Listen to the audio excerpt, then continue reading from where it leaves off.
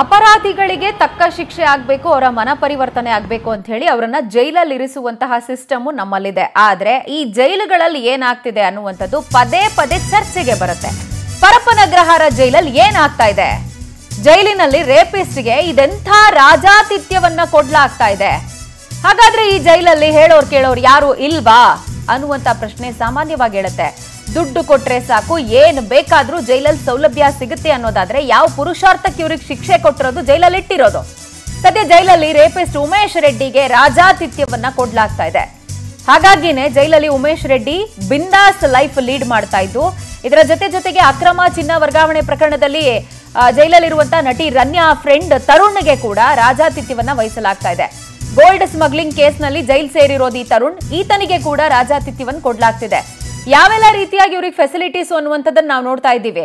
ಮೊಬೈಲ್ಗಳು, ಚಾರ್ಜರ್ಗಳು, TV setup, ಅಡುಗೆ ಮಾಡ್ಕೊಂಡು ತಿನ್ನೋದ ಸೌಲಭ್ಯಗಳು ಸೇರಿದಂತೆ ಎಲ್ಲವನ್ನೂ ಕೂಡ ಒಂದು ಮನೆಯಲ್ಲಿ ಕನಿಷ್ಠ ಇವ್ರಿಗೆಲ್ಲ ಏನೇನು ಫೆಸಿಲಿಟಿ ಇರುತ್ತೆ, ಐಷಾರಾಮಿ ಜೀವನ ನೋಡೋದಕ್ಕೆ ಅದೆಲ್ಲವನ್ನ ಕೂಡ ಕೊಟ್ಟಿದ್ದಾರೆ. ದೃಶ್ಯದಲ್ಲಿ ಗಮನಿಸ್ತಾ ಇದ್ದೀವಿ ಉಮೇಶ್ ರೆಡ್ಡಿ ಯಾವ ರೀತಿಯಾಗಿ ಫೋನ್ ಇಟ್ಕೊಂಡು ಮಾತನಾಡ್ತಾ ಇದ್ದಾರೆ ಅಂತ ಹೇಳಿ. ಆತನ ರೂಮ್ನ ಚಿತ್ರಣವನ್ನ ಕೂಡ ನಾವು ಗಮನಿಸ್ತಾ ಇದ್ದೀವಿ. ಸಾಮಾನ್ಯವಾಗಿ ಜನರು ಹೊರಗಡೆ ಹೇಗೆ ಬದುಕ್ತಾರೋ ಅದೇ ರೀತಿಯಾಗಿ ಇವರು ಜೈಲಲ್ಲಿ ಇರ್ತಾರೆ. ಜೈಲಿನ ರೂಲ್ಸ್ ಅಂಡ್ ರೆಗ್ಯುಲೇಷನ್ಸ್ ಏನು, ಮ್ಯಾನ್ಯುಯಲ್ ಪ್ರಕಾರ ಇವ್ರಿಗೆ ಸೌಲಭ್ಯ ಕೊಡೋದಾಗಿರ್ಬೋದು, ಊಟ ತಿಂಡಿ ಪ್ರೊವೈಡ್ ಮಾಡೋದಾಗಿರ್ಬೋದು, ಇದೆಲ್ಲವೂ ನಡೀತಾ ಇರುತ್ತೆ. ಬಟ್ ಇವ್ರಿಗೆ ಬೇಕಾದಂಗೆ ಅಡುಗೆ ತಿಂಡಿಗಳು ಮಾಡ್ಕೊಳ್ಳೋದಕ್ಕೆ ಅಡುಗೆ ಮನೆ ಫೆಸಿಲಿಟಿ, ರೇಷನ್ ಫೆಸಿಲಿಟಿ ಸಿಗುತ್ತೆ.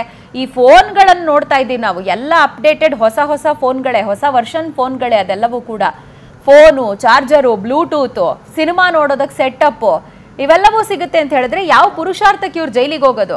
ಆ್ಯಂಡ್ ಇವ್ರು ಜೈಲಲ್ಲಿ ಇರುವಂಥವ್ರು ಎಂಥವ್ರು ಅಂತ ಕೂಡ ನಾವು ಗಮನಿಸ್ತಾ ಇದ್ದೀವಿ. Umesh Reddy serial killer, serial rapist, ಈತ ಕನ್ವಿಕ್ಷನ್ ಆಗಿದೆ. ಆತ ಜೈಲಲ್ಲಿ ಐಷಾರಾಮಿ ಜೀವನ ನಡೆಸ್ತಿದ್ದಾನೆ ಅಂತ ಹೇಳಿದ್ರೆ ಯಾರು ಸಪೋರ್ಟ್ ಮಾಡ್ತಿದ್ದಾರೆ?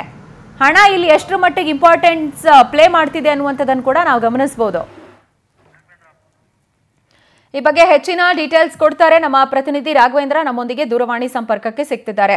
ರಾಘವೇಂದ್ರ, ಪದೇ ಜೈಲಿನ ಲೂಪ್ ಹೋಲ್ಸ್ಗಳು ಹೊರಗೆ ಬರ್ತಾ ಇದ್ರು ಕೂಡ ಕೋರ್ಟ್ ಚಾಟಿ ಬೀಸಿದ್ರು. ವಿವಿಧ ಪ್ರಕರಣಗಳಲ್ಲಿ ಅಧಿಕಾರಿಗಳು ಎಚ್ಚೆತ್ತುಕೊಂಡಂಗೆ ಕಾಣ್ತಾ ಇಲ್ಲ. ಈಗ ಸದ್ಯಕ್ಕೆ ದೃಶ್ಯವನ್ನು ನೋಡಿದ್ರೇನೆ ಅಚ್ಚರಿಗೀಡಾಗಬೇಕು. ಜೈಲಲ್ಲೂ ಇಷ್ಟೆಲ್ಲ ಫೆಸಿಲಿಟಿಗಳು ಸಿಗುತ್ತಾ ಅಂತ ಅಧಿಕಾರಿಗಳು ಕಣ್ಮುಚ್ಚಿ ಕೂತಿದಾರಾ ಅಥವಾ ಹಣ ಇಷ್ಟರ ಮಟ್ಟಿಗೆ ಪ್ರಭಾವ ಬೀರ್ಬಿಟ್ಟಿದ್ಯಾ?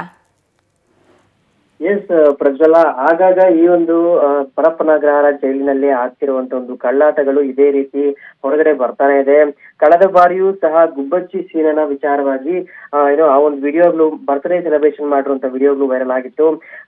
ಅದಾದ ನಂತರ ಅಧಿಕಾರಿಗಳನ್ನ ಸಸ್ಪೆಂಡ್ ಮಾಡಿ ADGP ಆ ಒಂದು ಸಂದರ್ಭದಲ್ಲಿ ಕಣ್ಣೊರೆಸುವಂತ ಒಂದು ಕೆಲಸವನ್ನ ಮಾಡಿದ್ರು.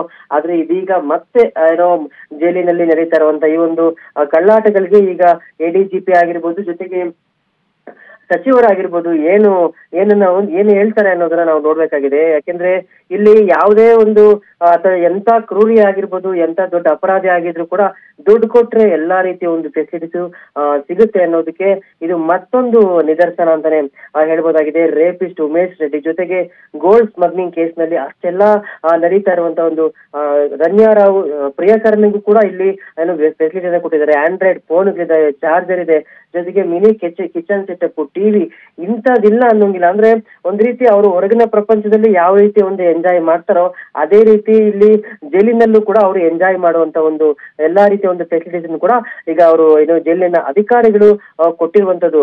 ಆದ್ರಿಂದ ಯಾರಾದ್ರೂ ಕೇಳಿದಾಗ ಮತ್ತೆ ಇಲ್ಲ ನಾವು ಯಾವುದೇ ರೀತಿ ಫೆಸಿಲಿಟಿ ಕೊಡಲ್ಲ ಅಂತ ಹೇಳ್ತಾರೆ.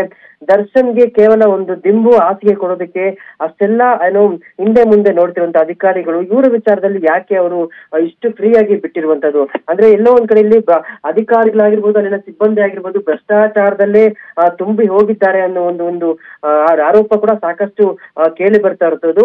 ಆ ಒಂದು ಆರೋಪಗಳಿಗೆ ಈ ಒಂದು ವಿಡಿಯೋಗಳು ಒಂದ್ ರೀತಿ ಪುಷ್ಟಿಯನ್ನ ಕೊಡ್ತಿರುವಂತದ್ದು. ಪ್ರಜ್ವಲ, ಥ್ಯಾಂಕ್ ಯು ರಾಘವೇಂದ್ರ ತಮ್ಮೆಲ್ಲ ಡೀಟೇಲ್ಸ್ಗೆ.